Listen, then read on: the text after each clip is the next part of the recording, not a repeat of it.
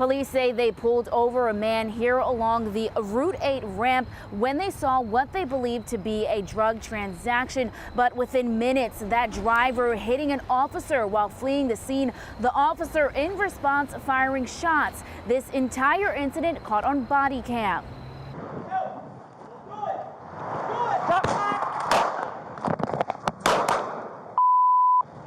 That's 5 shots fired. That's the voice of Naugatuck Police Sergeant Nicholas Kios moments after suspect Rosnovsky Machado of Waterbury struck his police car and drove right towards him. Sergeant Kios firing multiple shots, Machado fleeing the scene.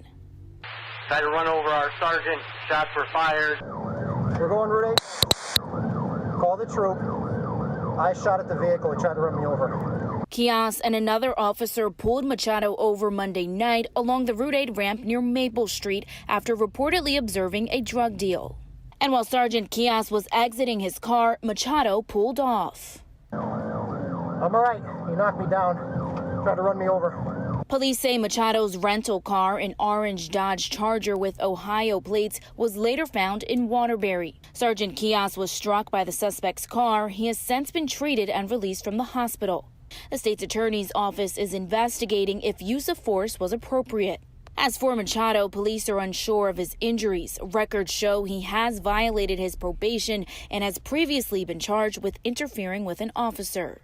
Police are still searching for Machado. If you know any information about this incident, you're urged to contact Naugatuck Police.